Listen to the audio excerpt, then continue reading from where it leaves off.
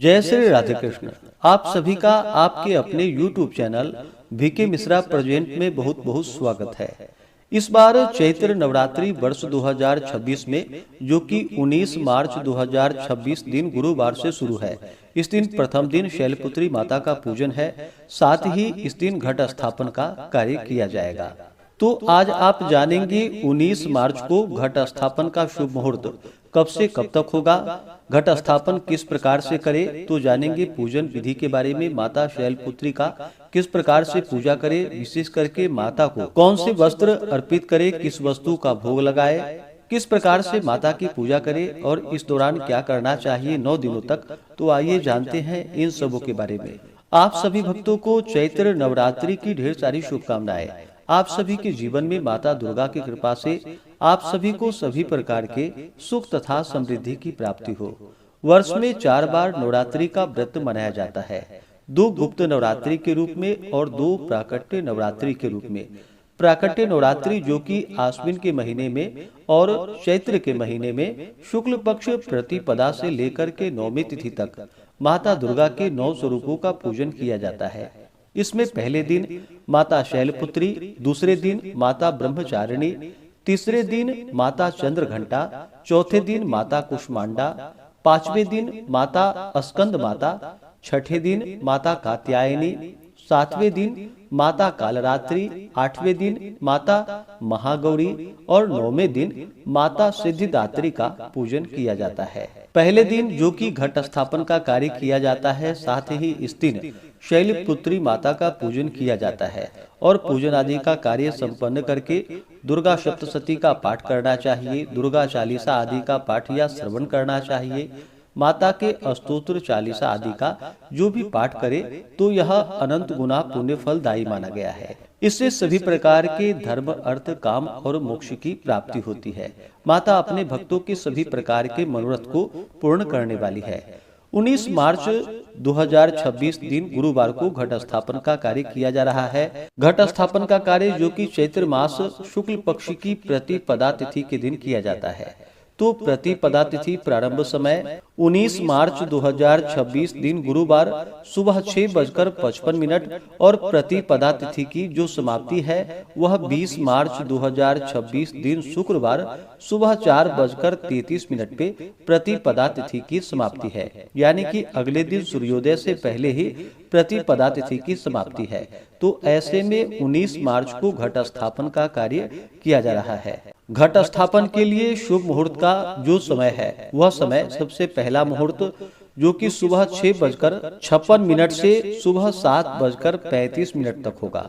उसके बाद चर और लाभ नामक शुभ चौघड़िया मुहूर्त सुबह 10:35 से दोपहर 1:35 तक होगा। उसके बाद अभिजीत मुहूर्त का जो समय है वह समय सुबह 11:42 से दोपहर 12:30 तक होगा। तो इस समय में आप विशेष प्रकार से घट स्थापन का कार्य संपन्न करके माता का पूजन करें। जो भी नवरात्रि का व्रत धारण करने वाले हैं उन्हें चाहिए कि 9 दिनों तक नियमों का पालन करें। 9 दिनों तक आप चाहें तो एक समय फलाहार ग्रहण करके व्रत को धारण करें या दिन में फलाहार करके रात में सेंधा नमक का प्रयोग करके भी आप व्रत को धारण करें। आपका जिस प्रकार से सामर्थ्य हो, श्रद्धा हो, उसके अनुसार आप व्रत को धारण कर सकते हैं। इन नवरात्रि के 9 दिनों तक जो कि शुद्ध और सात्विकता का पालन करें, तामसिक वस्तुओं का, नशीले पदार्थों का सेवन बिल्कुल भी ना करें, ब्रह्मचर्य का पालन करें, व्रत के दौरान किसी के ऊपर क्रोध ना करें, किसी के प्रति अपने मन में ईर्ष्या या द्वेष का भाव ना लाएं, पूर्ण भक्ति भाव के साथ 9 दिनों तक माता की आराधना पूजा करें तो बड़ा ही पुण्य फलदायी होता है। कि पहले दिन सुबह पवित्र नदियों में स्नान करें, वहां ना जा पाए तो घर के नहाने के पानी में ही थोड़ा सा गंगा जल मिला करके माता गंगा का स्मरण करके स्नान करें, शुद्ध वस्त्र धारण करें और शुभ मुहूर्त के अनुसार पूजन के लिए एक अच्छा सा जगह ले। जगह को अच्छे से पवित्र करके वहाँ पे एक चौकी लगाए, चौकी पे लाल वस्त्र बिछा करके वहाँ पे माता की फोटो या प्रतिमा को स्थापित करे और वहीं पे एक आसन लगा करके आसन पे पूर्व या उत्तर दिशा की ओर मुख करके बैठे, अपना शुद्धिकरण करे, आसन शुद्धि करे, तिलक आदि धारण करे, उसके बाद दीप को प्रज्वलित करे। सबसे पहले किसी भी प्रकार के पूजन में व्रत में भगवान गणेश और साथ ही माता अंबिका का पूजन करना चाहिए। भगवान गणेश प्रथम पूजनीय माने गए हैं। किसी भी प्रकार के पूजन में जो कि संकल्प अवश्य ही लेनी चाहिए। बिना संकल्प के व्रत पूर्ण नहीं माना जाता है। तो व्रत करने से पहले व्रत का संकल्प ले। आप चाहें तो गणेश पूजन के बाद भी संकल्प ले सकते हैं या गणेश पूजन से पहले भी संकल्प ले सकते हैं। संकल्प करते समय इस प्रकार से उच्चारण करना चाहिए।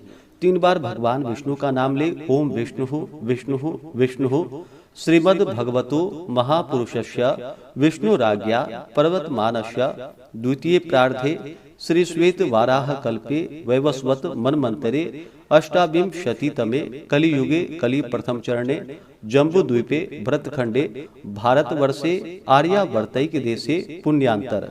जिस क्षेत्र में आप रहते हो उस क्षेत्र का नाम ले ले तो पुण्यांतर डैश क्षेत्रे। मासा नाम मास उत्तमे मासे। अभी चैत्र का महीना है तो चैत्र मासे शुक्ल पक्षे प्रतिपदायाम तिथौ। गुरुवार दिन है तो गुरु वासरे अपना नाम ले ले।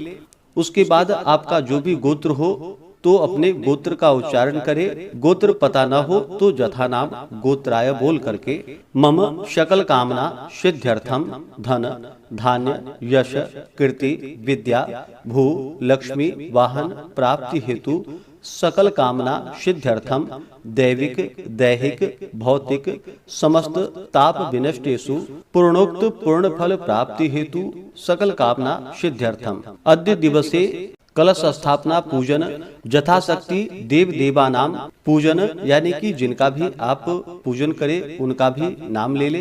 नहीं तो यथाशक्ति बोल करके आप आगे बढ़े। फिर कहें यथाशक्ति श्री दुर्गा पूजन प्रथम दिन शैलपुत्री पूजन दुर्गा सप्तशती पाठ कथा श्रवण संकल्प महम करिष्ये। इस प्रकार से कह करके संकल्प ले और फिर पूजन को शुरू करे। तो सबसे पहले गणेश अंबिका का पूजन स्मरण कर ले। इसके बाद फिर कलश को स्थापित करे। कलश के नीचे सबसे पहले मिट्टी रखे, उसके ऊपर से जौ रखे और उसके ऊपर कलश को रख करके कलश जो कि तांबे या मिट्टी का आप प्रयोग कर सकते हैं। कलश में फिर गंगा जल डाले, सुपारी डाले, उसमें कुछ द्रव्य यानी कि पैसे रखें, उसमें दुर्वा दल डाले, आम का पल्लव डाले, उसके ऊपर से एक पूर्ण पात्र रखे जो कि चावल से भरा हुआ हो, ऐसा पूर्ण पात्र रखे। उसके ऊपर से फिर जल वाला जो कि नारियल हो, जिस नारियल में जल हो उसे लाल कपड़े में लपेट करके नारियल को कलश के ऊपर रखे। इस प्रकार से कलश को स्थापित करके कलश देवता का पूजन करे। कलश में वरुण तीर्थों का आवाहन ध्यान पूजन आदि करे। इसके बाद दिन में पूजन होने पर सूर्यादि पंचदेवता का पूजन करना चाहिए और रात्रि में पूजन होने पर गणपत्यादि पंचदेवता की पूजा करनी चाहिए। तो सूर्यादि पंचदेवता का पूजन करे। साथ ही आदि देवत प्रत्यादि देवत विनायकादि पंचलोकपाल सहित नवग्रह इंद्रादि 10 दिक्पाल देवताओं की पूजा करे। विशेष करके आप अगर पूजन पूर्ण विधि से ना कर पाए तो अक्षत और पुष्प लेकर के गंधाक्षत से भगवान का पूजन कर ले। इसके बाद फिर चतुर्षष्ठी योगिनी खोडश मातृका सप्तघृत मातृका महाकाली महालक्ष्मी महासरस्वती की पूजा करे। इनका भी गंधाक्षत से पूजन करके उसके बाद माता शैलपुत्री का जो कि प्रथम दिन पूजन करना चाहिए। सबसे पहले माता को जल अर्पित करे जो कि पाद्य अर्घ आचमनी और स्नान के लिए माता को जल अर्पित करे। पंचामृत हो तो पंचामृत से माता को स्नान करवाए, फिर शुद्ध जल से स्नान करवाए और फिर माता को वस्त्र अर्पित करे। वस्त्र जो कि विशेष करके माता शैलपुत्री को श्वेत वस्त्र अति प्रिय होता है। श्वेत जो कि शांति का प्रतीक माना गया है, तो सफेद वस्त्र माता को अर्पित करे। यह संभव ना हो तो आप लाल वस्त्र या पीले वस्त्र भी माता को अर्पित कर सकते हैं। वस्त्र अर्पित करने के बाद जल से आचमनी करवाएं। उसके बाद अक्षत चंदन पुष्पों की माला